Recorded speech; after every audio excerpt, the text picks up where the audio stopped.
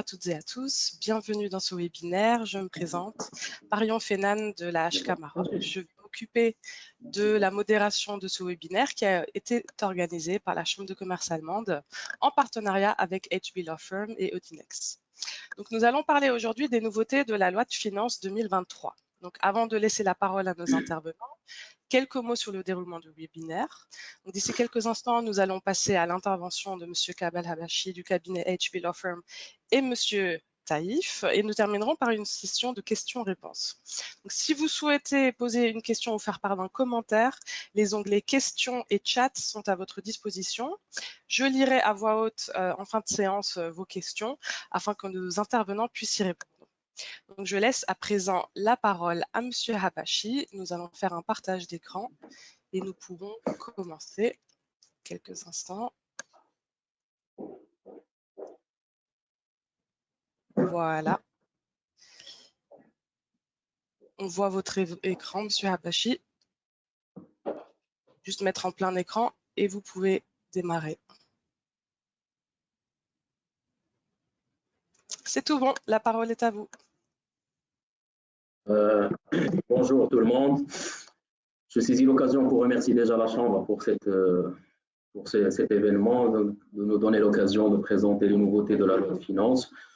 Donc, on va essayer de vous donner un petit tour d'horizon des principales nouveautés de cette loi de finances qui est un peu particulière et décortiquer un peu les changements qui ont été apportés pour finir après avec des questions-réponses qu'on va essayer de répondre à vos questions si vous avez des interrogations. Donc, sans plus tarder, notre présentation va tourner autour des principaux impôts qui ont touché bien sûr l'environnement d'entreprise, en l'occurrence l'impôt sur les sociétés, l'impôt sur le revenu, la TVA, et après on va essayer de voir des mesures communes à ces impôts-là, pour parler après des procédures fiscales et enfin finir avec des principales mesures douanières. Comme d'habitude, il y a toujours des changements en matière de douane. Mais avant de rentrer un peu dans les détails, j'aimerais bien quand même de placer un peu les choses dans leur contexte et rappeler un peu les principaux changements, on va dire, de cette loi de finances. Ça a touché beaucoup plus l'impôt sur les sociétés. Donc, on a vu un petit chamboulement au niveau des taux et des mesures avantageuses qui étaient accordées auparavant à certaines sociétés. On a vu un petit remaniement qui s'inscrit dans le temps parce que ce sont des changements qui vont se faire et se mettre en place progressivement. On va voir un peu ça en détail.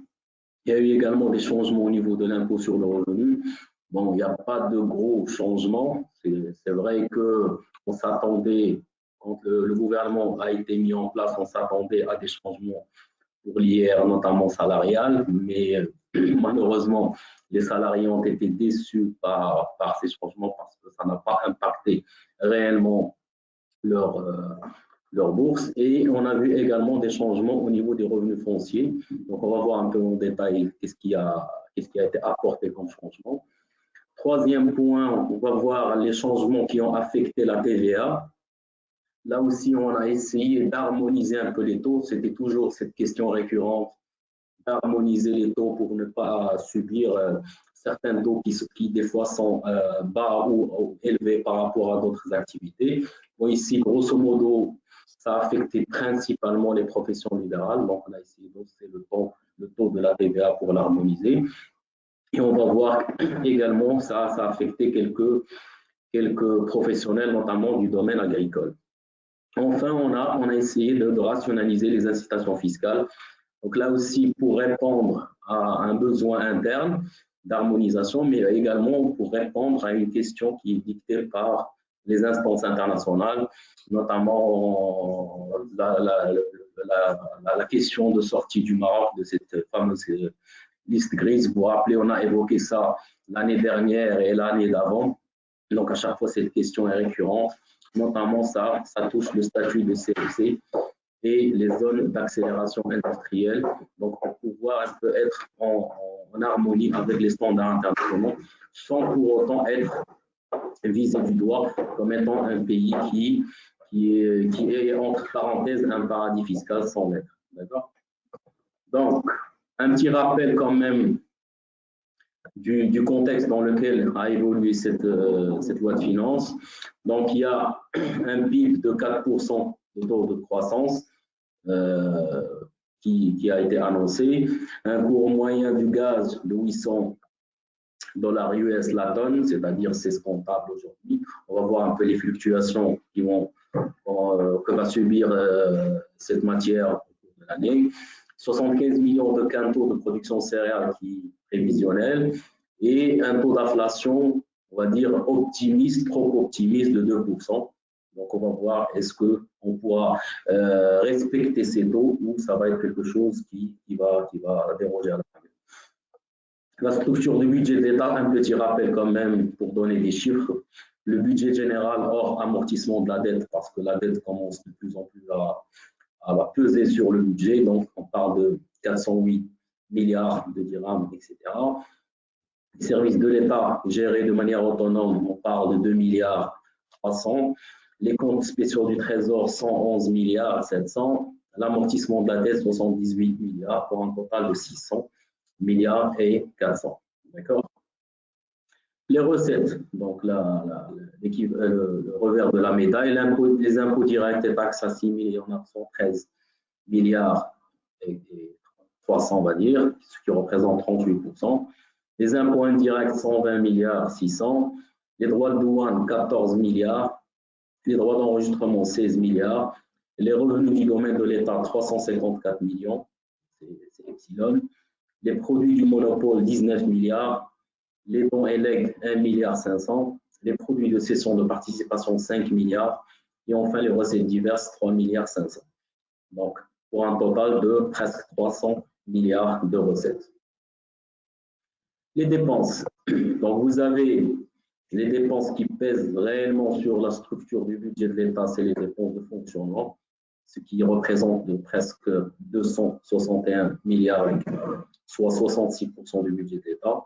Il y a des dépenses d'investissement qui représentent 106 milliards, soit 27%.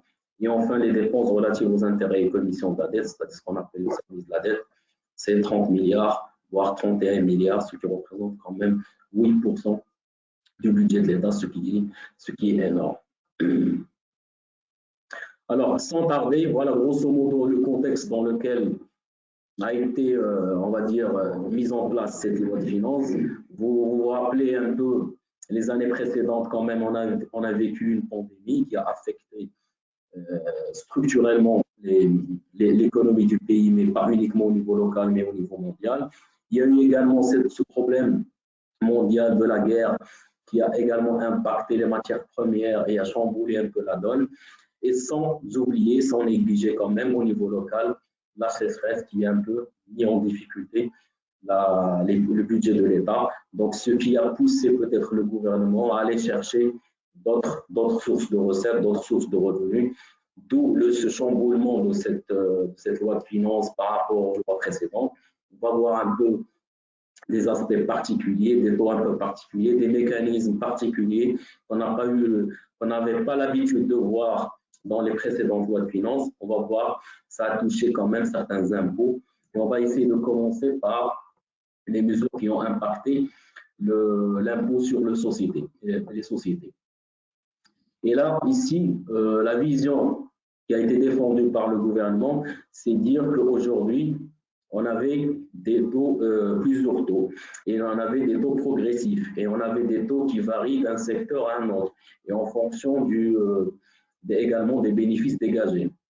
Là, la vision du gouvernement a essayé d'être un petit peu, ils ont essayé d'harmoniser, et de rendre plus homogènes ces taux et d'aller vers un taux unifié.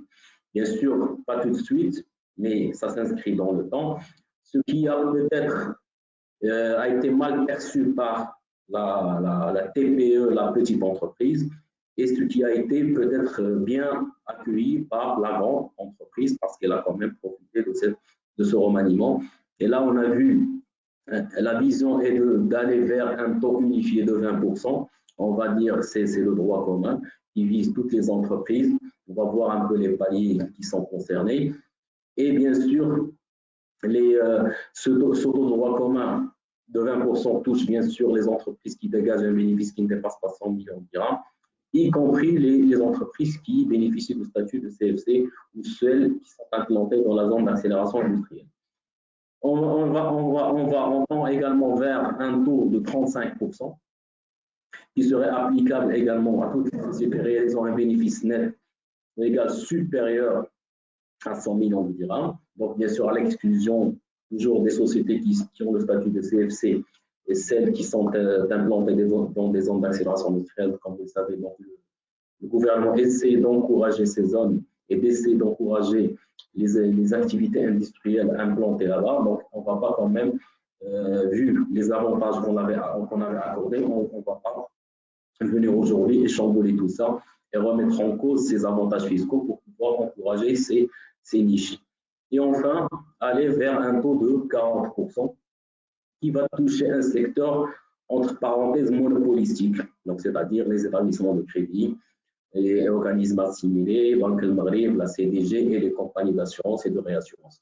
Voilà un peu grosso modo les principes totaux qu'on vise à mettre en place au niveau de l'IS. Bien sûr, ça ne va pas se faire du jour au lendemain, ça va se faire graduellement, notamment le taux de 20%, mais pour ce qui est du taux du 35 et de 40, ça va venir bientôt et ça va concerner ces secteurs particuliers. Pour décortiquer un peu ces taux et le principe de progressivité, je vais céder la parole à mon ami Chouaïb qui va essayer de vous expliquer un peu les différents taux et les différents secteurs concernés. Je te cède la parole, Chouaïb.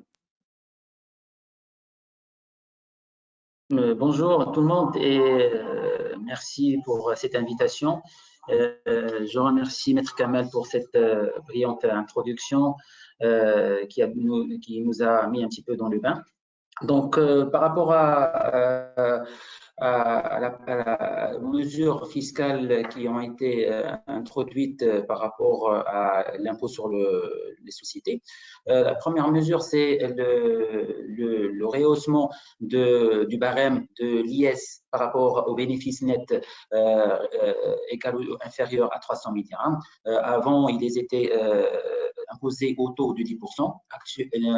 Donc, la loi de finances a pris en mesure une progression graduelle de ce taux pour atteindre 20% d'ici 2026, avec une imposition à 12,50 en 2023, 15% en 2024, 17,5 en 2025 pour atteindre les 20% en 2026. Pour le bénéfice qui a été avant taxé en 2020, avant la loi de finances 2023, entre 300 000 et 1 million de dirhams, le taux de barème ne va pas changer, il va rester dans le taux de 20%. Donc, l'idée, c'est de converger tous les taux d'IS vers 20% comme l'a très bien explicité Maître Kamel. Par rapport au bénéfice net qui est supérieur à 1 million de dirhams, avant 2023, il était imposé à 31%. Donc, à partir du 1er janvier 2023, les bénéfices réalisés plutôt à la baisse, pardon,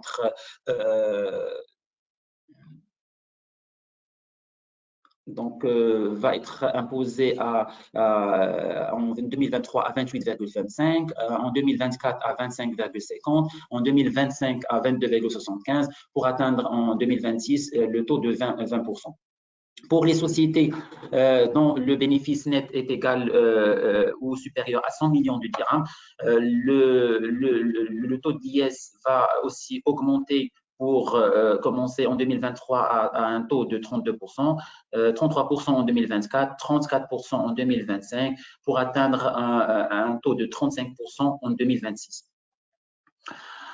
Par rapport au bénéfice net réalisé bénéfice net supérieur à 100 millions de dirhams. Lorsque le bénéfice net réalisé est inférieur à 100 millions de dirhams, le taux de 20% ne s'applique que lorsque le dit bénéfice demeure inférieur à ce montant pendant 3 exercices consécutifs.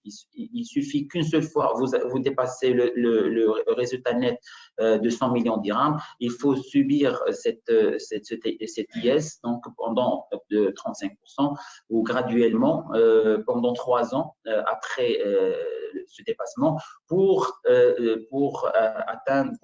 bénéficier de 20% si jamais vous baissez votre résultat net d'imposition. Ne sont pas concernés par les dispositions de 35%.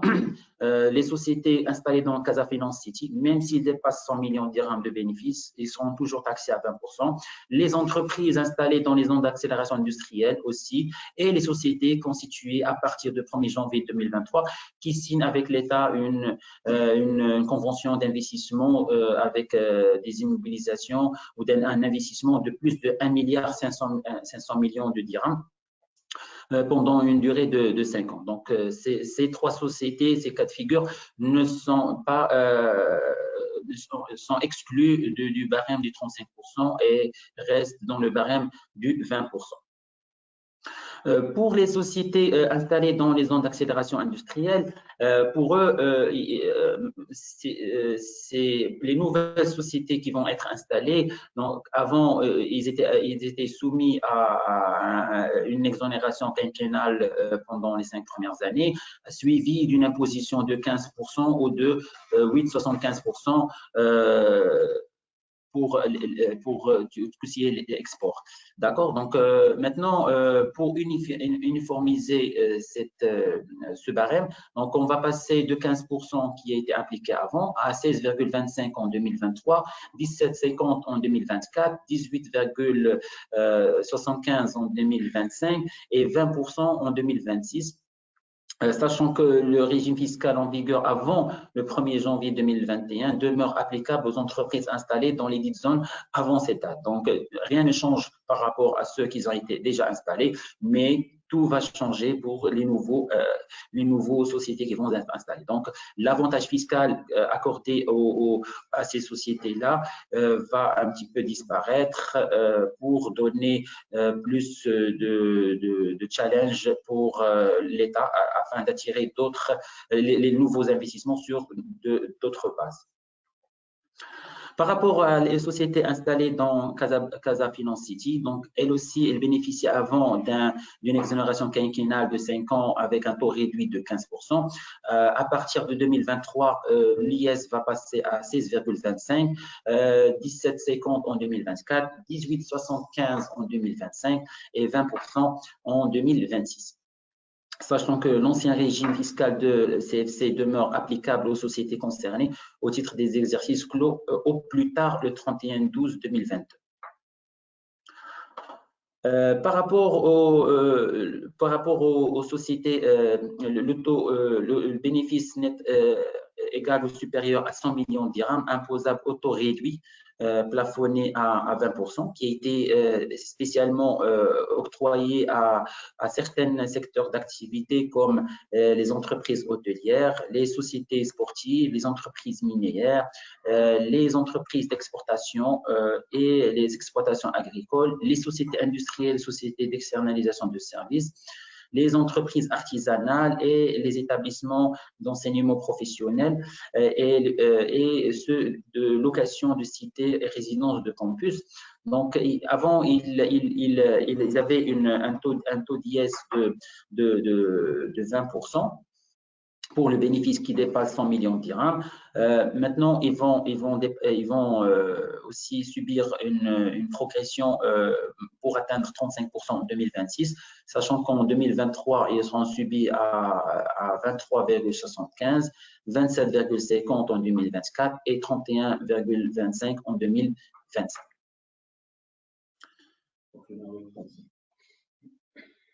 pour finir à 35% en 2026. Alors, pour les entreprises industrielles dont le bénéfice net est inférieur à 100 millions de dirhams, comme vous le savez avant, ils avaient un avantage, ces sociétés industrielles, pour attirer et encourager le secteur industriel au Maroc. Ils étaient imposés à 26% au lieu de 31% dans le droit commun, alors que maintenant ils vont tendre vers aussi une imposition à 20% en 2026, en passant par 24,50 en 2023, à 23% en 2024, à 21,50 en 2025 et à 20% en 2026.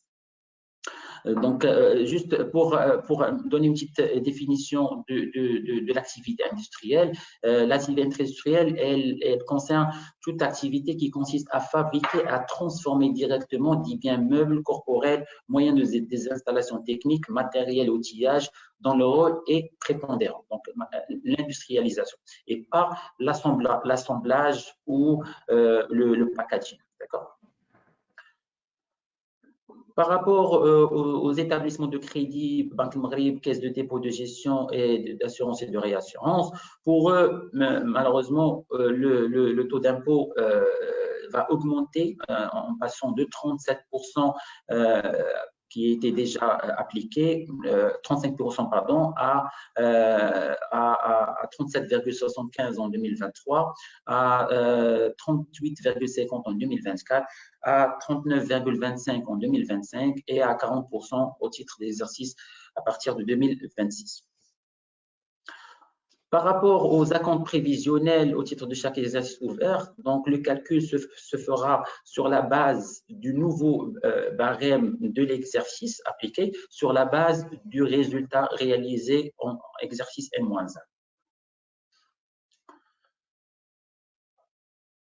La rationalisation des avantages fiscaux accordés aux zones d'accélération industrielle.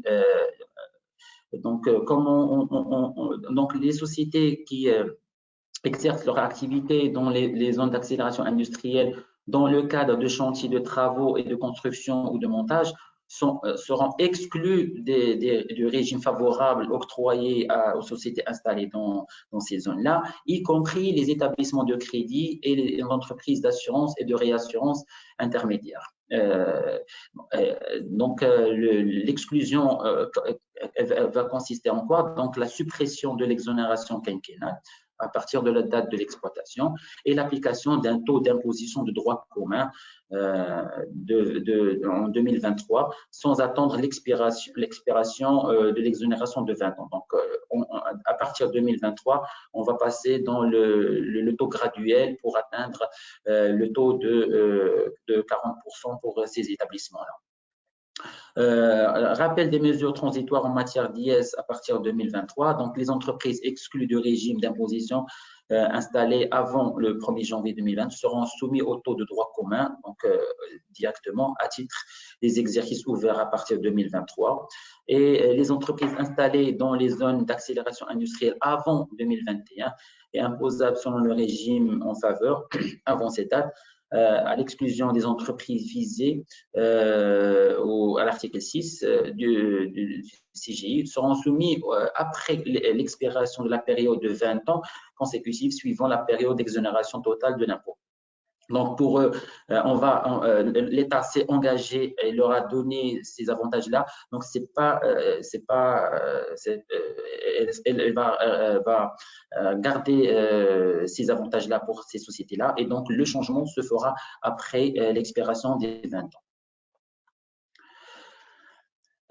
Par rapport à la rationalisation de l'exonération temporaire de l'impôt sur l'IS, il est prévu que la loi de finances en 2023 donne l'exonération totale de l'impôt sur l'IS pendant une période de 5 ans pour les sociétés qui sont installées dans Casa Finance City. Donc, toujours, il y aurait cette exonération quinquennale de 5 ans.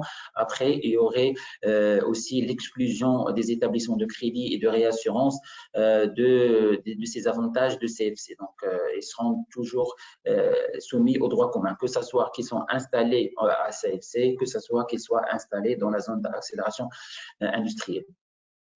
L'exonération va être expirée au bout de 60 mois à partir de la date de constitution de la société. Donc, ils auront uniquement comme avantage l'exonération quinquennale après taxation au droit commun. Par rapport à la provision, c'est une nouveauté par rapport à la provision d'investissement pour les sociétés qui en sont installées dans la zone CFC, Casa Finance City. Il y aurait la possibilité de constituer une provision pour investissement, qui est cette provision qui est fiscalement déductible et qui est à hauteur de 25% du bénéfice fiscal, après imputation du report déficitaire et avant impôt, qui va permettre à ces sociétés de faire des investissements en termes de titres de participation sous réserve des conditions suivantes. Donc, la réalisation de cet investissement dans les titres de participation au cours de l'exercice qui suit la constitution de cette provision et la conservation de ces titres pendant 4 ans. Cette provision va être aussi graduelle, donc elle va commencer en 2023 avec un taux de provision de 7,70.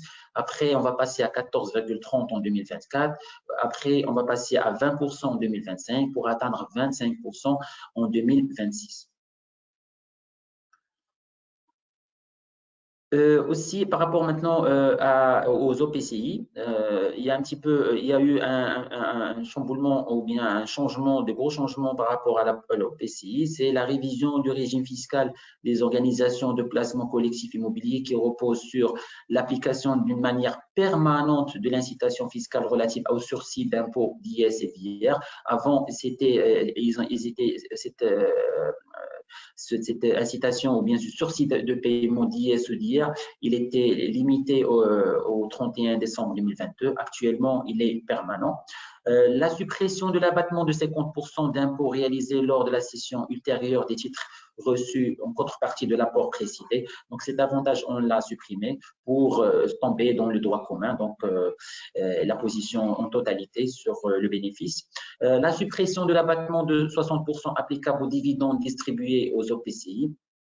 Donc, il y aurait plus relatif à d'avantages par rapport à cet abattement-là, mais on va garder l'abattement, on va le baisser de 60 à 40% lorsque les produits précités, donc les produits des dividendes, proviennent de bénéfices relatifs à la location des biens immeubles et bâtis distribués par les OPCI qui ouvrent leur capital au public par la cession d'au moins 40% des parts existantes. Sachant que les OPCI ont été créés pour l'avantage des sociétés et d'établissements bancaires et de réassurance, pour faire sortir leurs immobilisations et les mettre dans une structure à part entière. Donc, la tendance du gouvernement, c'est que ces OPCI soient cotés en bourse et qu'elles ouvrent leur capital vers les particuliers. Donc, pour avoir cet abattement-là, donc l'OPCI devrait au moins ouvrir son capital à 40% des parts existantes. C'est un tableau de résumé. Donc, le taux d'impôt retenu à la source pour les produits des actions, c'est-à-dire les dividendes. Les dividendes, avant, ils étaient taxés à 15%, que ce soit les dividendes distribués dans les sociétés cotées en bourse ou les sociétés anonymes ou les sociétés, les SARL, pour leurs actionnaires à titre privé.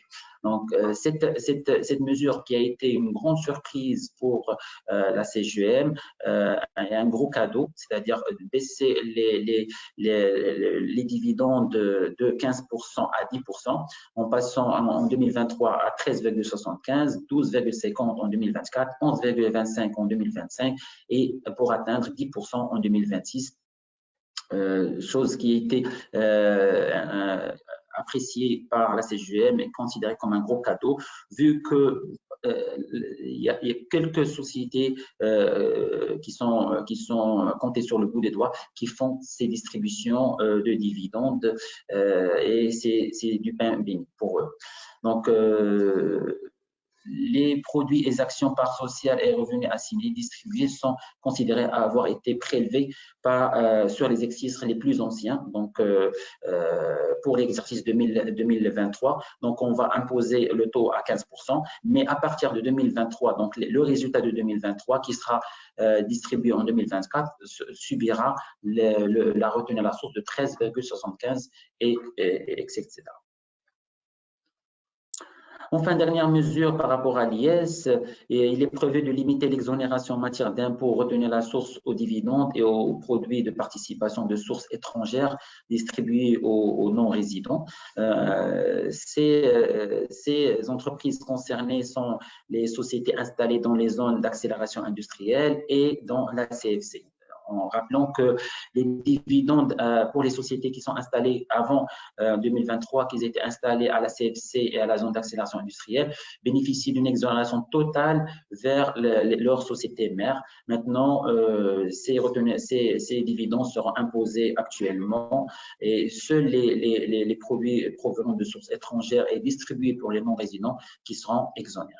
Maintenant, je laisse la parole à Maître Kamel pour nous expliquer par rapport aux mesures relatives aux rémunérations allouées aux tiers. Merci, Shoaib.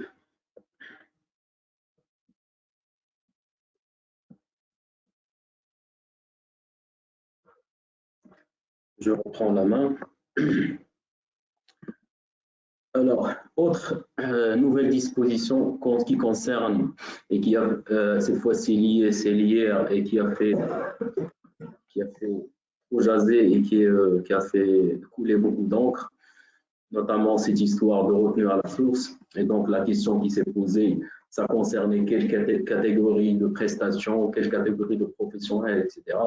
Donc, aujourd'hui, les amendements apportés par la loi de finances visent les personnes physiques et les personnes morales soumises à l'IR professionnel ou à l'IS quand il s'agit de personnes morales. Et ça concerne les honoraires, les commissions, les courtages et autres rémunérations. Donc, cette catégorie-là va subir ce qu'on appelle une retenue à la source. C'est-à-dire qu'aujourd'hui, on est en train de changer de modèle d'imposition pour aujourd'hui opérer des retenues à la source au fur et à mesure des facturations et bien sûr de les imputer à la fin sur l'IS qui s'agit d'une personne morale ou sur l'IR professionnel qui s'agit d'une personne physique. Donc au départ, ça a concerné un petit peu toutes les catégories. On parlait de 10% personnes physiques, personnes morales, puis on est passé de 5, 10, etc. Donc, et ça a surtout impacté certaines catégories de professionnels et de professions libérales, à l'image des notaires, des avocats, des aidants, des architectes, et toute cette population a dû être surprise par cet amendement. Et donc, après les discussions marathoniennes avec le gouvernement, donc on s'est arrangé pour mettre en place une retenue à la source de 5% au titre des rémunérations, bien sûr hors taxes, allouées aux personnes morales soumises à l'impôt sur les sociétés, qui seraient versées uniquement par l'État, les collectivités territoriales, les établissements et entreprises publiques et leurs filiales. Mais là aussi, la question n'est pas claire, d'autant plus qu'on parle d'entreprises et d'établissements publics et leurs filiales. Donc peut-être qu'il faudrait attendre la circulaire de la DGI pour nous clarifier un peu quelles sont les personnes éligibles et qui seraient dans cette catégorie pour clarifier les choses, parce qu'aujourd'hui, il y a certaines entreprises qui sont plus ou moins semi-publiques. Est-ce qu'elles sont publiques ou pas publiques? Est-ce qu'elles sont toujours sous le contrôle financier de l'État, etc. Donc, on va pouvoir déterminer, parce qu'aujourd'hui, c'est vrai que certaines entreprises, entre parenthèses publiques, s'interrogent, est-ce qu'ils doivent opérer ou pas cette retenue à la source? La question est posée aujourd'hui. Le taux de 10% pour les rémunérations qui seront alloués à des personnes soumises à l'IR. Là, on vise bien sûr les personnes physiques selon le régime de résultat net réel, le résultat net simplifié. Là aussi, regardez donc ces gens-là, donc cette population va subir la retenue à la source au titre de 10%, que cette rémunération serait allouée par une personne de droit public ou de droit privé, ce qui est des personnes physiques, contrairement aux personnes morales. Et donc, les rémunérations allouées à des tiers soumises à la retenue sont les honoraires, les commissions, les courtages et autres rémunérations mises à la disposition ou inscrites en compte des personnes morales ou des personnes physiques dont les revenus sont déterminés selon le régime. C'est-à-dire aujourd'hui, on ne va pas attendre jusqu'au paiement.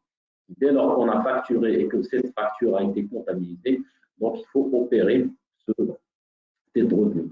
Donc comment va se traduire ce nouveau procédé? Donc qui collecte? Donc la retenue à la source va être opérée pour le compte du Trésor, donc par l'État, les collectivités territoriales et les établissements d'entreprises publiques et leurs filiales, donc conformément au texte, et qui versent en inscrivant en compte des personnes morales les dites rémunérations. Et également les personnes morales de droit public ou privé et les personnes physiques, dont les revenus sont déterminés selon le résultat, selon le régime, c'est-à-dire mise à dispo ou inscription sur le compte, d'accord, des personnes physiques des dites rémunérations. Donc la retenue est imputable bien sûr sur le montant de l'impôt, c'est-à-dire de l'impôt sur le revenu ou l'IS, avec droit à restitution. La retenue est versée, à la source versée doit faire l'objet d'une déclaration annuelle. Donc, pour pouvoir un petit peu harmoniser et regarder un peu qu'est-ce qui a été retenu par rapport à ce qui a été payé. Le fait générateur, ce qui est très important aujourd'hui, à partir de quel moment on doit opérer cette retenue et à partir de quel moment on doit la verser. Donc, le montant de la retenue doit être versé à l'administration fiscale par les contribuables redevables. Là, bien sûr, on vise les personnes qui ont opéré cette retenue avant l'expiration du mois suivant au cours duquel la retenue a été faite. Donc là, on est en train de raisonner comme la TVA, c'est-à-dire il faut impérativement faire ce versement après le mois. Donc, à préciser que la retenue est opérée lors du versement, mise à la disposition ou inscription au compte. D'accord? On ne va pas attendre jusqu'au paiement, pas forcément. Donc, dès lors qu'on a inscrit cette facture en compte, donc on doit faire cette déclaration le mois suivant pour pouvoir être en phase avec la loi, à l'image de ce qui se passait avant, vous vous rappelez, au niveau de la retenue à la source quand il s'agit d'une facturation par un non-résident au Maroc. Alors, le fait générateur, je rappelle, de la retenue est constitué par le versement, la mise à dispo ou l'inscription. Donc, notion de versement, il s'agit de la remise directe des fonds, c'est-à-dire j'ai réglé la facture. Notion de mise à dispo consiste pour la partie versante à tenir à la disposition du bénéficiaire, c'est-à-dire la personne qui est facturée, sans possibilité de rétractation le montant des produits à distribuer. Et la notion d'inscription en compte des produits soumis a été clarifiée par la loi de finances de 2010, c'est l'inscription sans compte par l'inscription en compte courant de la société bancaire, donc compte courant convenu entre les parties. Par conséquent, dès lors qu'il y a une inscription sur le compte, donc c'est un fait générateur qui déclenche là le versement du montant qui a été retenu par la source. Alors la circulaire, un rappel de la numéro 717 qui avait défini les rémunérations allouées et tiers, comme suit. Elle a défini qu'est-ce qu'on entend par honoraire. Donc, ce sont les sommes allouées en rémunération de services rendus à des personnes exerçant des professions libérales. Notamment, vous avez donc les comptables, les experts comptables, les conseillers, les avocats, les médecins, les bureaux d'études, les architectes, etc. Donc, une catégorie de professions libérales qui facturent des honoraires, donc ils sont concernés. Qu'est-ce qu'on entend par commission courtage ou autre rémunération? Ce sont des sommes proportionnelles aux affaires traitées, allouées aux représentants de commerce, gérants, etc. Autre rémunération similaire, donc là, c'est, regardez, on ouvre la parenthèse et on la laisse ouverte pour viser d'autres rémunérations qui pourraient être assimilées. Et là, on parle des autres rémunérations, quelle que soit leur dénomination, leur s'entend de manière générale de versement. Donc, dès lors que c'est une rémunération qui touche un service particulier. Donc, grosso modo, on va dire que toute prestation de service pourrait être inclue dans ce nouveau modèle de revenu à la source qui doit toucher cette catégorie de rémunération. Alors là, c'est un petit exemple. On a essayé de présenter. Regardez donc, est-ce que le client, c'est une entreprise privée, de droit privé ou public? Est-ce que c'est l'État ou pas? Le prestataire, est-ce que c'est une personne soumise à l'IR ou à l'IS? Donc, dès lors qu'il y a une facturation, donc elle va subir une retenue à la source s'il s'agit d'une personne morale de 5%. Et donc, regardez comment on fait le calcul. S'il s'agit d'une personne physique, donc quel que soit le client, c'est-à-dire de droit privé, de droit public, il va subir une retenue à la source et bien sûr qu'il doit être déclaré. Donc aujourd'hui, il s'agit d'une retenue, certes, qui se fait en amont, mais bien sûr pour la personne physique ou la personne morale, elle doit demander une attestation de retenue auprès de son client qui doit faire valoir au moment du paiement de l'impôt annuel pour pouvoir déduire les différentes retenues qui ont été opérées. C'est-à-dire c'est une sorte d'avance qu'on fait sur l'impôt durant toute l'année. Comme vous le savez, donc aujourd'hui, ce procédé a été mis en place par l'État pour des considérations de trésorerie, etc. C'est-à-dire l'État ne veut plus aujourd'hui attendre jusqu'à la fin de l'année pour encaisser et souhaite peut-être faire des encaissements au fur et à mesure, à l'image de la TVA et de l'IR. Donc voilà un peu grosso modo le mécanisme de la retenue à source qui touche aussi bien l'IS que l'IR professionnel. Donc sans plus tarder, je cède la parole à Chouaib pour nous parler un peu de la TVA, qui a aussi connu quelques chamboulements. Exactement.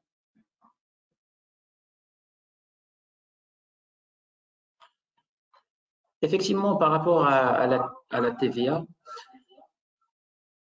il y a eu un alignement du taux de TVA par rapport à certaines professions libérales, et notamment les avocats, les interprètes, les notaires, et l'huissier de justice et les vétérinaires, qui ont vu leur taux de TVA passer de 10 à 20%, chose qui va un petit peu impacter le pouvoir d'achat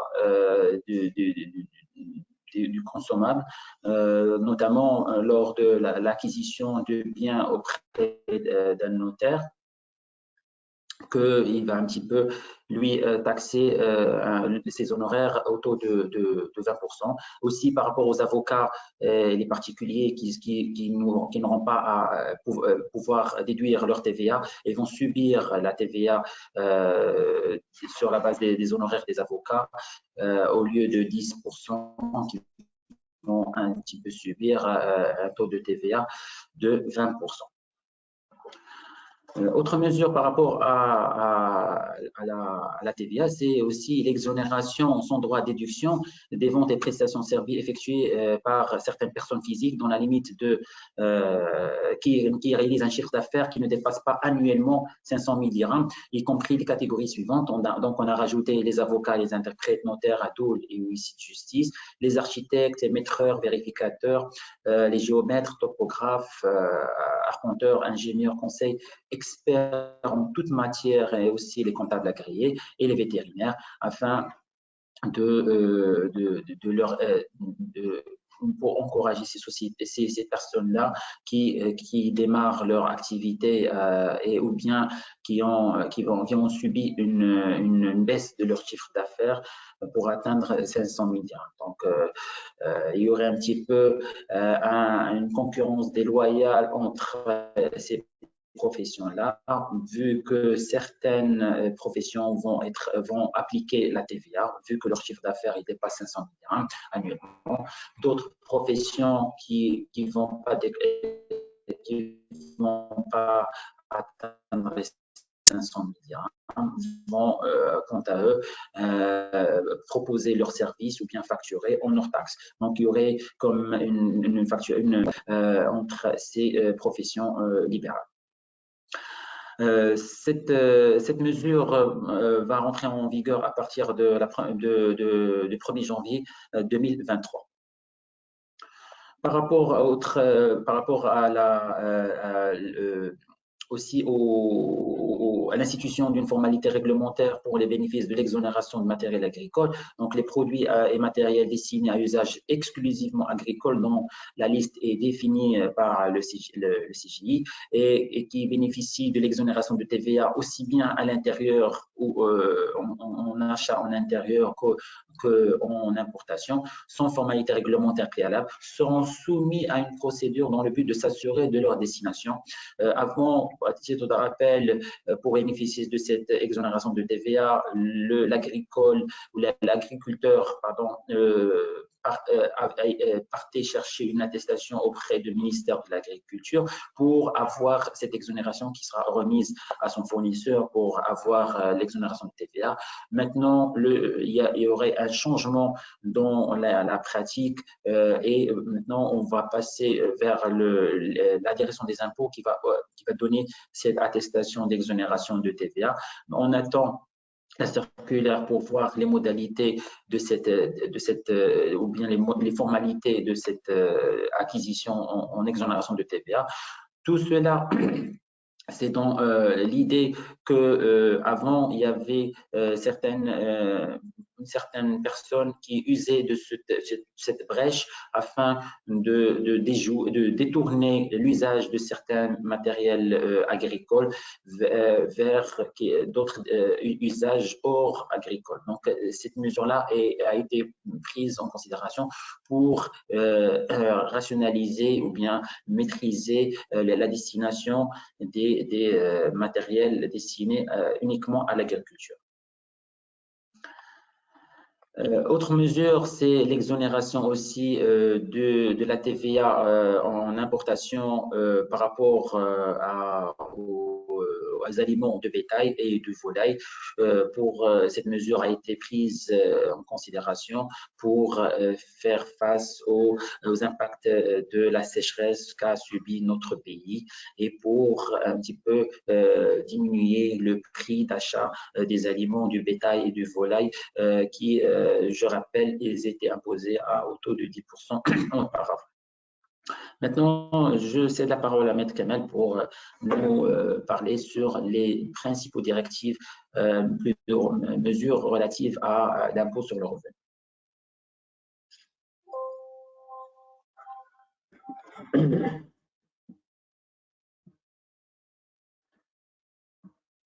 Alors, pour ce qui est de l'impôt sur le revenu, comme j'avais expliqué au départ, donc, il y avait un certain nombre de changements qui ont touché cet impôt, et notamment le côté professionnel.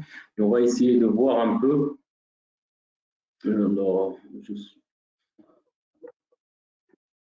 quels sont ces changements qui ont été opérés au niveau de cet impôt. Donc, aujourd'hui, la loi de finances a essayé plus ou moins, si on peut résumer ça, harmoniser ce régime fiscal de l'impôt sur le filière professionnelle avec celui de l'IS, parce qu'aujourd'hui, on disait qu'aujourd'hui, la personne morale profite de l'IS quand même assez bas par rapport aux professionnels qui sont des personnes physiques. Donc aujourd'hui, on est en train d'harmoniser et en même temps de les encourager à migrer vers la personne morale pour pouvoir profiter de cet impôt sur le société. On va voir comment. Il a également touché une révision du régime d'imposition des avocats, une amélioration des régimes de l'auto-entrepreneur et de la CPU, parce qu'au départ, on a mis en place ce régime fiscal d'auto-entrepreneur de CPI pour pouvoir faire entrer l'informel vers le formel et par la suite le structurer dans le cadre de la personne morale. La révision de l'exonération des opérations de cession d'immeubles à titre d'habitation principale. Donc là aussi, on va voir un peu le changement qui a été opéré. L'instauration d'un nouveau mode d'imposition et de contrôle de l'IA à profit foncier. Celui-là, il a bénéficié à un certain moment d'un régime. Aujourd'hui, on a retouché ce régime. Et l'expansion des revenus fonciers aux produits distribués par les OPCI. La révision de la base d'imposition des profits fonciers et la baisse de la taxe sur cession de terrain non bâti. La mise en œuvre progressive du principe de l'imposition du revenu annuel global des personnes physiques. L'allègement de la charge fiscale des titulaires des revenus salariaux, plus ou moins. La prorogation des mesures fiscales et sociales visant l'encouragement de l'emploi. la rationalisation des avantages fiscaux en matière d'IR sur salaire au profit des salariés des banques et entreprises qui ont le statut de CFC, la révision du mode d'imposition des indemnités de licenciement, ça aussi, ça affecte les banques, la révision du régime d'imposition des pourboires, l'intégration des revenus de l'apiculture et la révision du taux d'imposition des rémunérations, etc. Alors, pour ce qui est de l'harmonisation du régime fiscal de l'IR professionnel avec la réforme de l'IS. Donc aujourd'hui, il y a eu une révision du taux spécifique de 20% applicable aux revenus de certaines entreprises, quand vous avez certaines activités telles que le riz, les mines, l'artisanat, etc. Ces activités étaient soumises à un taux de 20%. Aujourd'hui, qu'est-ce qu'il souhaite faire le gouvernement? C'est de pousser ces gens-là d'aller vers l'IS, c'est-à-dire au lieu de garder le statut d'une entreprise individuelle, personne physique en parenthèse, d'aller se transformer dans un délai de 2 ans, ils ont un sursis de 2 ans, pour migrer vers une personne morale, comme ça ils profiteront de l'IS, qui est d'ailleurs aujourd'hui de 20%.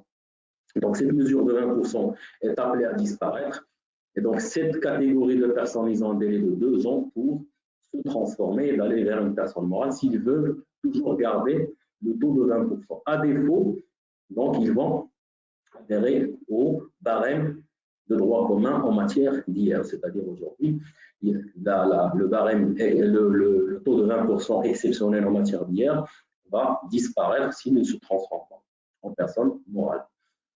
Et donc, les structures concernées sont les entreprises hôtelières, les sociétés de gestion de résidences immobilières, les entreprises minières exportatrices, les entreprises artisanales, l'agriculture, etc., etc. Donc, il y a toute une liste d'entreprises qui sont visées et ils ont un délai pour pouvoir transformer leur forme juridique, d'aller vers l'entreprise individuelle, vers l'entreprise personne morale.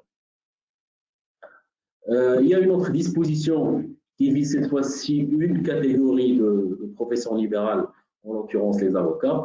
Et donc là, l'administration fiscale, enfin la loi de finances, a mis en place un procédé qui consiste à verser un acompte provisionnel sur chaque dossier qui est déposé au niveau du greffe. Et donc aujourd'hui, je ne sais pas comment ça va se traduire sur le terrain, mais le principe est que dès lors qu'il y a un dossier qui est ouvert au greffe, déposé par un avocat, donc cet avocat verse une somme de 100 dirhams par rapport à ce dossier qui constitue un acompte provisionnel par rapport à l'IR professionnel qui va déclarer à la fin d'année, ou s'il s'agit d'une société d'avocats, donc par rapport à l'IS qu'il va déclarer. Donc ça va être 100 dirhams d'acompte provisionnel par dossier qui doit être versé auprès du receveur de l'administration fiscale. Ce qui suppose qu'il y ait une sorte de on va dire, collaboration entre le ministère de la Justice et l'administration fiscale pour pouvoir collecter cette somme, parce qu'aujourd'hui, seuls les agents du greffe qui collectent l'argent pour le compte du ministère de la Justice en termes de taxes et de vignettes et tout ça. Aujourd'hui, c'est-à-dire il y a lieu de collecter un autre impôt au profit cette fois-ci de la DGI et non pas du ministère de la Justice. Alors, sont exclus de l'obligation de versement de l'acompte provisionnel, les requêtes relativement, on ne va pas rentrer dans les détails, c'est un jargon d'avocat, les ordonnances, les requêtes de constat, etc., parce que ça c'est du référé, les affaires qui sont déjà exonérées de la taxe judiciaire, notamment en matière d'assistance judiciaire, etc. Donc là, et les avocats sont exonérés de versement de ces acomptes les 60 premiers mois à compter du mois d'obtention de leur numéro. Là aussi, pour encourager les gens d'aller s'inscrire et d'avoir un identifiant fiscal, et donc ils seront exonérés de cette formalité et de cet impôt pendant les 60 premiers mois de leur inscription et de leur identification auprès du Trésor. Autre disposition, c'est l'encadrement, on va dire, du régime fiscal de l'auto-entrepreneur et du CPU. Donc là, en excluant de ces régimes, le surplus du chiffre d'affaires annuel dépassant 90 dirhams, même service et avec le même client. Là, on a entendu parler que certains salariés switchaient vers le statut d'auto-entrepreneur. Peut-être l'administration fiscale a dû s'apercevoir de cette brèche, alors que le statut d'entrepreneur a été mis en place pour essayer de sortir l'informel vers le formel. Et là, peut-être on a détourné la vocation de ce statut. Et donc, c'est peut-être pour ça qu'il y a eu ce plafond, on va dire, ce parapluie, pour contrer cette pratique. Également, le surplus de chiffre d'affaires sera soumis à la retenue à la source par le client précité, au taux libératoire de 30%. Donc, si jamais il y a un surplus. Et pour ce qui est du surplus de la retenue à la source en vertu qui sont en montant de chiffre d'affaires annuel réalisé par la personne physique ou une personne professionnelle déterminée selon le régime de contribution professionnelle du CPU ou du entrepreneur, qui dépasse 80 000 dirhams par client ou par prestation de service. Donc, il y aura une nouvelle obligation de déclaration des rémunérations allouées soumises à la CPU du régime de l'entrepreneur, ce qui n'existait pas auparavant parce que c'était un statut quand même assez facile et simplifié à gérer. Mais aujourd'hui, on est en train de l'encadrer plus ou moins. Pour ce qui est du régime de l'auto-entrepreneur, donc le montant des chiffres d'affaires annuels encaissés ne doit pas dépasser les limites de 500 000 pour ce qui est des activités commerciales, industrielles et artisanales, et bien sûr 200 000 pour les prestations de services. Après, donc, pour ce qui est des impositions, 0,5 chiffre d'affaires pour ce qui est des 500 000 et 1% du chiffre d'affaires pour ce qui est des 200 000. Et bien sûr, l'auto-entrepreneur n'a pas d'obligation d'avoir une comptabilité, d'être inscrit au registre de commerce. Il est juste inscrit au registre national de l'auto-entrepreneur, donc il est identifié en tant que tel, mais il n'a pas d'obligation d'aller s'immatriculer au registre de commerce. Et les activités, bien sûr, qui sont éligibles à ce statut. Donc, la liste est établie par l'administration pour éviter d'élargir le champ et de faire intégrer dans cette activité, dans ce statut d'entrepreneur, des activités qui ne sont pas éligibles. Alors, pour ce qui est de l'habitation principale, là aussi, il y a eu un petit changement.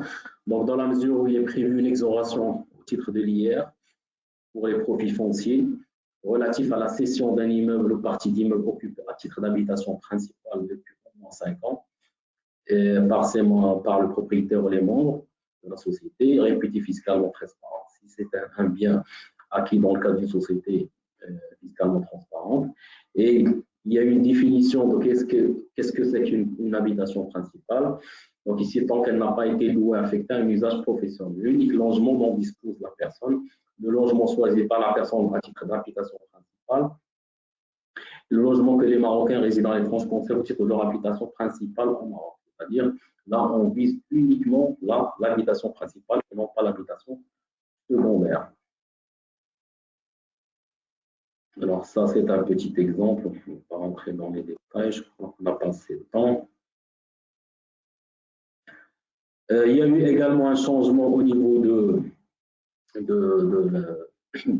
l'imposition et de contrôle de l'IR profit foncier. Donc, avant, comme vous savez, il y avait une retenue qui était libératoire. Aujourd'hui, donc, on a mis en place un nouveau régime qui consiste à faire toujours cette retenue, mais bien sûr, ça ne t'exonère pas de faire la déclaration annuelle au titre de l'impôt sur le revenu. Et bien sûr, avec des limites et des plafonds. Donc, on ne va pas rentrer dans les détails.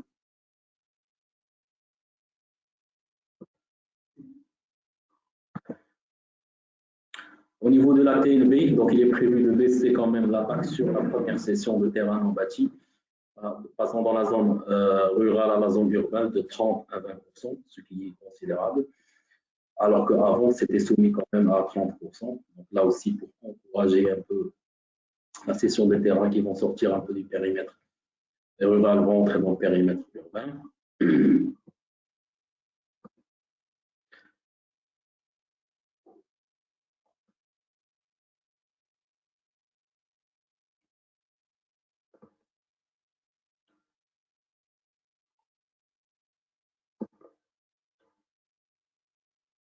Je pense qu'on a fait le tour. Chouaïb, tu veux rajouter autre chose au niveau de l'IR? Au niveau de l'IR,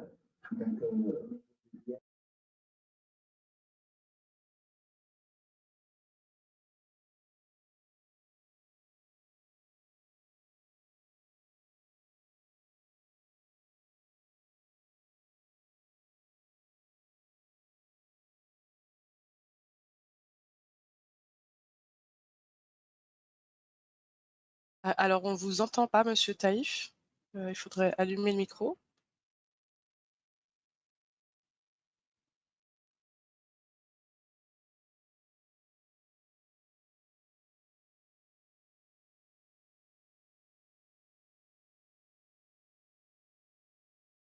Ok. C'est bon, on vous entend. Diapo 60. Alors, par rapport aux diapos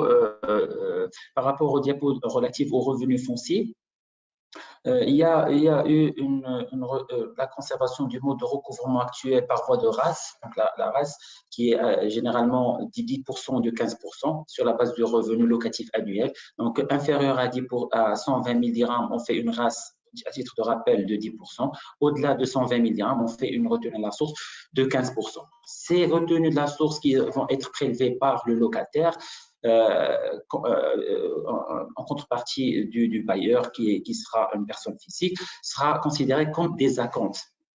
Et qu'à la fin, le bailleur va faire une déclaration de revenu global. On va revenir vers l'ancien système qui était la déclaration annuelle avec un abattement de 40%. Et après, on va déduire les races qui ont été prélevées par le locataire pour faire juste un complément de l'IR à payer à la fin de l'année qui sera déposé avant le 1er mars.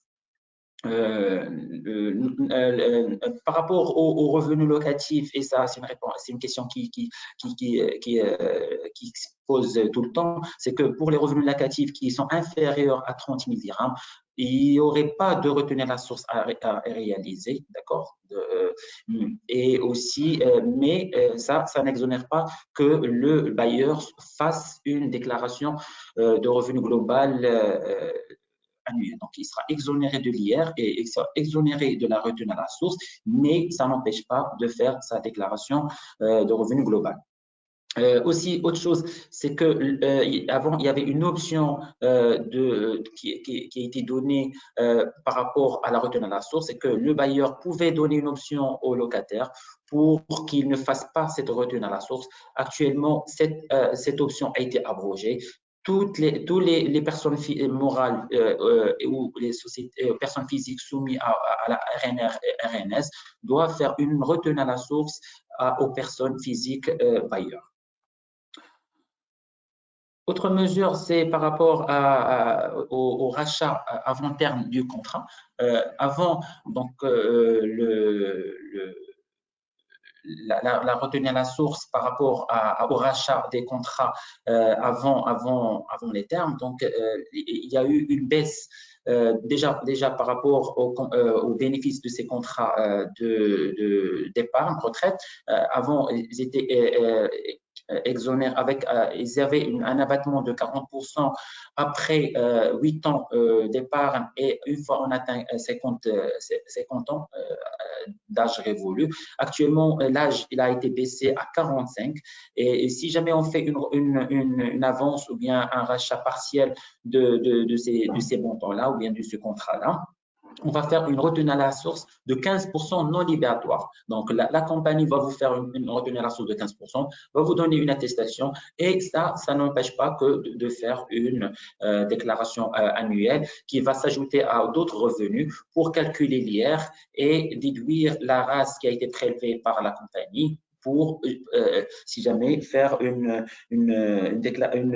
versement complémentaire ou bien si jamais il y a eu un trop perçu de demander restitution.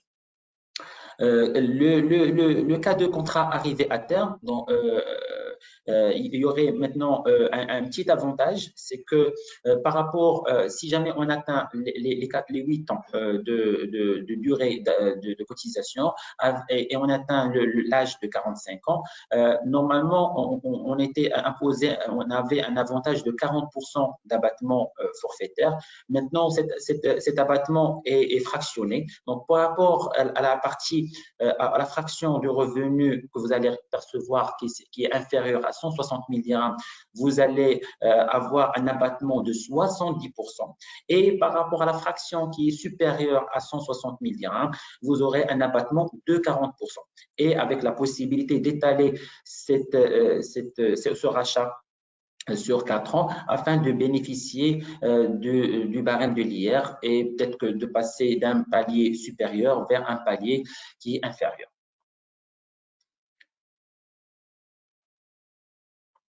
Autre mesure, c'est par rapport aux revenus agricoles.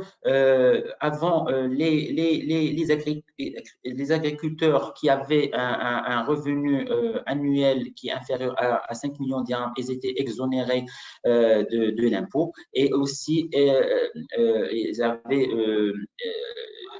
n'étaient pas obligés de faire leur déclaration annuelle. Maintenant, même si ces agriculteurs sont exonérés de l'impôt par rapport aux revenus inférieurs à 5 millions de dirhams, ils ont l'obligation maintenant de faire au moins leur déclaration. Sachant que cette mesure me paraît un petit peu bizarre parce que la population qui est ciblée, c'est une population qui est généralement analphabète, c'est des populations qui n'ont pas de déclaration, ils n'ont pas d'une connexion Internet, ils n'ont pas l'administration qui est à leur proximité et sachant que cette mesure a été introduite en 2023, je ne sais pas comment ça va être réalisé sur le terrain par rapport à cette population-là. Et ça, c'est dans la perspective d'avoir une idée et un droit de regard sur les revenus de ces personnes-là. Autre disposition par rapport toujours à l'IR, c'est le relèvement du taux forfaitaire de déduction des frais professionnels par rapport à l'emploi. Donc, généralement, vous aurez dû le sentir et le toucher par rapport à la paie de ce mois de janvier 2023. C'est que vous avez eu un petit gain en salaire net. C'est par rapport aux frais professionnels. Les frais professionnels, on rappelle, c'est des abattements qui avant étaient forfaitaires est imposé à 20% du brut imposable, plafonné à 30 000 dirhams annuellement. Actuellement, à partir de 2023, il y aurait un abattement de 35% si jamais vous avez un revenu annuel brut de 78 000 dirhams et ça va passer à 25% si vous avez un revenu annuel salarial, bien sûr, de 78 000, au-delà de 78 000, avec un plafonnement de 35 000 dirhams au lieu de 30 000 dirhams avant. Autre mesure relative aux charges fiscales titulaires de revenus salariaux et assimilés, c'est le taux d'abattement forfaitaire appliqué en matière de pension et rente viagère qui est ramené de 60% à 70%. Sur le montant brut imposable des revenus ne dépassant pas annuellement 168 000 dirhams. Et le taux d'abattement forfaitaire de 40% applicable au surplus de 160 000 dirhams est maintenu sans changement. Aussi, par rapport à la prorogation du délai de l'exonération de l'IR pour les employés nouvellement recrutés, c'est aussi pour encourager le recrutement. Donc, il a été prévu l'exonération de l'impôt sur le revenu sur les salariés, à titre de rappel, sur les 10 premiers salariés avec un salaire brut de 10 000 dirhams, recrutés durant les 24 mois à compter de la date de recrutement et aussi pour la période allant jusqu'à entre 2015 et 2026, dans la limite de 10 salariés. L'exonération, elle est conditionnée par que le salarié doit être recruté dans le cadre d'un CDI et le recrutement doit être effectué dans les 2 premières années à compter de la date du début d'exploitation de l'entreprise. C'est pour encourager aussi bien le recrutement et le salariat, le marché de l'emploi. À titre de transitoire, il y a aussi l'exonération de l'IR sur les entreprises à un salarié à l'occasion de son premier recrutement, donc les étudiants ou bien les salariés fraîchement diplômés, et ce pendant les 36 mois à compter de la date du recrutement. Même si une société déjà existante, si vous recrutez un jeune lauréat, vous aurez une exonération d'IR pendant les 36 mois de son recrutement. Et l'autre avantage, c'est qu'il n'y a pas de plafond de salaire, contrairement aux autres qui sont ils ont déjà eu une expérience. Cette condition, elle est conditionnée par ce que le salarié soit recruté dans le cadre d'un CDI et non à partir entre janvier 2021 et décembre 2026, et que l'âge du salarié ne dépasse pas 35 ans révolus à la date de conclusion du contrat de travail. L'autre mesure, c'est la prorogation de les délais d'exonération de cotisation de la CNSS. La CNSS prend en charge la part patronale pour le recrutement des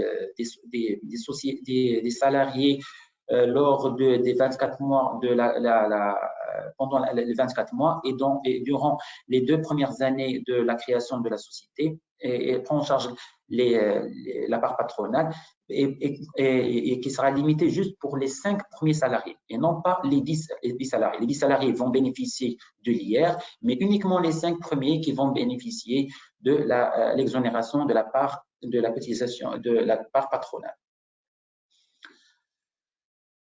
Le traitement est salarié versé aux personnes des associés financiers ayant le statut de Casa Finance City. Donc, ils vont passer au droit commun, que ce soit pour les établissements de crédit et les entreprises d'assurance et de réassurance. Vont passer au droit commun, sachant qu'avant, ils bénéficiaient d'un taux forfaitaire de 20% pendant les 10 premières années de leur installation à la CFC.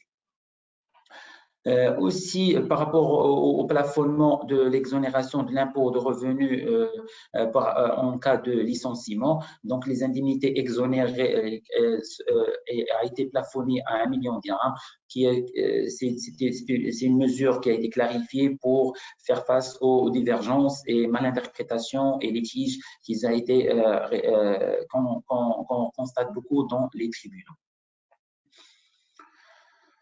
Autre mesure, c'est la révision du régime d'imposition des pourboires. Donc, avant, les pourboires, ils étaient imposés comme les salariés et c'était la responsabilité de l'employeur. Actuellement, les pourboires qui sont donnés entre le client, par exemple du café ou du restaurant vers le serveur, sont exonérés de l'impôt. Et par contre, les pourboires qui passent et transitent via la comptabilité et les moyens de paiement de l'établissement hôtelier seront imposés quant à eux et n'échappent pas à l'imposition. Il est aussi dans la loi de finances 2023 et on a intégré l'apiculture, l'élevage des abeilles, comme revenu agricole qui est imposable si jamais il dépasse les 5 millions de dirhams. Aussi, par rapport à l'imposition en matière d'IR par voie de retenue à la source au taux de 30% pour les rémunérations versées aux enseignants qui ne font pas partie de vacataires, qui ne font pas partie du personnel permanent de l'école. Donc, avant, ils étaient imposés au taux de 17%. Actuellement, ils vont être imposés au 30% à partir du 1er janvier 2023. Par rapport aux autres mesures, c'est la baisse de la cotisation minimale. L'idée générale, c'est de tendre vers la suppression de cette cotisation minimale. En 2020, à partir des résultats réalisés à partir de l'exercice 2023, on va passer à une cotisation minimale de 0,25%. Tout sans tenir compte du résultat courant déclaré. Aussi, on va baisser la cotisation minimale par rapport à certains secteurs et certaines sociétés à 0,15% pour les produits pétroliers, gaz, beurre, huile, sucre, farine, l'eau, l'électricité et les médicaments. Les personnes libérales aussi vont un petit peu sentir la baisse de cette cotisation minimale qui va passer de 6 à 4%, sachant qu'en face, ils auront une retenue à la source qui va compenser cette baisse. Et aussi le maintien de l'application de la cotisation minimale de 3 000 dirhams pour les personnes morales et 1 500 dirhams pour les personnes physiques. Il est prévu par la loi de finances 2023 la reconduction jusqu'en 2025 de l'abattement de 70% pour les plus-values de cession d'actifs pour hors terrain et construction afin de racheter et de renouveler leur immobilisation corporelle. Donc, et c'est pour encourager aussi l'investissement dans certaines conditions qui n'ont pas changé par rapport à la loi de finances de 2022. Aussi, il y a le régime incitatif applicable aux opérations d'apport des biens immeubles à un OPCI. Donc, c'est pour aussi ça, il y aurait un sursis d'imposition par rapport à l'apport de personnes physiques à l'OPCI. C'est-à-dire que les OPCI, on peut aussi, comme étant personne physique, apporter ces biens immeubles à l'OPCI et faire un apport au lieu de faire de l'argent. Donc, on peut apporter un bien qui à cette OPCI, sachant que si jamais on fait la cession des titres de participation qu'on a reçus en contrepartie de cet apport, elle sera soumise à l'IR, au droit commun. Autre mesure, c'est les particuliers. Donc, c'est par rapport aux profits fonciers réalisés suite aux apports sous réserve de respect des conditions suivantes. Donc, c'est le même principe qu'on a abordé avant. La loi de finances elle a un petit fait à jour la définition de cette société à prépondérance immobilière. Avant, c'était 75% de l'actif immobilisé, brut immobilisé. Actuellement, on parle de 50% de l'actif brut, total actif brut. Donc, c'est la nouvelle définition de cette société à prépondérance immobilière. Et ça, en prenant en considération aussi les terrains qui sont inscrits dans le stock. Les entreprises ayant respecté aucune obligation de déclaration ou de paiement de l'impôt pendant 3 derniers exercices vont recevoir de l'administration fiscale une lettre les invitant à faire une mise à jour. S'ils ne respectent pas et s'ils constatent pas ou bien cette déclaration donc de cessation d'activité, automatiquement la DGI va mettre ces sociétés-là dans le registre des entreprises inactives afin un petit peu de faire un tri par rapport au stock de sociétés qui sont inscrites dans la DGI. Et si jamais ces sociétés-là émet des factures qui sont pas déclarées et qui étaient inscrites dans ce registre, ces factures ne sont pas déductibles fiscalement. Les sociétés qui n'ont pas réalisé aucun chiffre d'affaires, et ça c'est pour un petit peu assainir les cadavres ou bien les sociétés en veille, c'est-à-dire les sociétés qui n'ont pas réalisé de chiffre d'affaires et ils ont payé les cotisations minimales pendant les 4 derniers exercices peuvent avoir pour échapper plutôt au contrôle fiscal pour demander une radiation de la patente et liquider ces sociétés-là et payer un forfait de 5 000 dirhams par exercice non prescrit. Et comme ça, pour éviter tout contrôle ou contestation lors de la demande de radiation de la patente. Rapidement, la dernière partie, c'est par rapport à la reconduction aussi de la contribution sociale de solidarité qui a été maintenue entre 2023 et 2022, qui a été reconduit pour 5 ans, pour 3 ans, pardon, pour 2023, 24 et 25. Donc, le même barème reste le même, sachant que certaines sociétés ont réalisé et profiter de la conjoncture actuelle, et notamment le secteur pétrolier, pour avoir dégagé des bénéfices très importants. Malheureusement, on a maintenu ce CSS qui vient s'ajouter aussi à l'IS et bien sûr, qui n'est pas une charge déductible. revenus et à rappeler. D'accord. Donc, c'est juste à titre, je pense qu'on a un petit peu dépassé le temps prévu par rapport à la présentation, parce que la loi de finances, elle prend après entre 6 et 8 heures pour l'expliquer, alors qu'une heure, ça suffit pas pour faire le tour d'horizon. Donc, je pense que on a fait le tour. Maintenant, c'est les droits et timbres. Donc, ça, c'est facultatif. Et je donne un mot de la fin à Maître Kamel pour résumer cette loi de finances.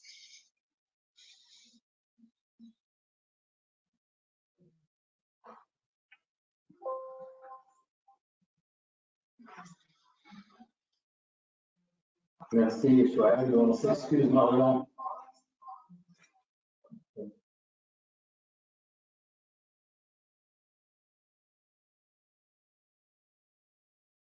On ne t'entend pas, Kamal. Ah, désolé. C'est bon. On s'excuse, on a dépassé, je crois, le temps qui nous a été imparti. On a essayé de résumer au maximum les principales dispositions, les nouveautés qui ont touché aussi bien l'IS, l'IR, la TVA, etc. Bon, il reste quelques petits détails qu'on n'a pas eu l'occasion de traiter, mais c'est ça, grosso modo, qui a touché, qui a impacté l'environnement en fait de l'entreprise, que ce soit une entreprise individuelle ou une personne morale, et qu'on va sentir, qu'on a déjà commencé à sentir à partir du mois de janvier 2023, que ce soit au niveau de l'IR et que bientôt, on va voir au niveau des déclarations annuelles qu'on doit déposer d'ici mars. Voilà, grosso modo, on s'excuse si on a tardé. On vous remercie de votre attention. On a été un peu long, mais on est à votre écoute. S'il y a des questions, n'hésitez pas. Moi et Chouaib, on est à votre disposition. Alors justement, donc on a eu quelques questions qui ont été posées dans le chat que j'ai bien notées. Comme on a déjà dépassé le timing d'une vingtaine de minutes, je propose, nous allons prendre contact avec les personnes qui ont posé les questions directement par mail après le webinaire. Donc j'invite à nous contacter ou à contacter les intervenants pour poser directement les questions qui n'ont pas pu être traitées durant ce webinaire. Vous avez aussi la possibilité de revisionner le webinaire sur la chaîne YouTube de la HK. Nous allons mettre en ligne le webinaire d'ici une petite heure. Je remercie nos intervenants pour leur contribution aujourd'hui et merci à tous les participants pour votre écoute. Je vous dis à bientôt pour un autre webinaire et je vous souhaite une très bonne journée. Merci. Au revoir. Merci, au revoir.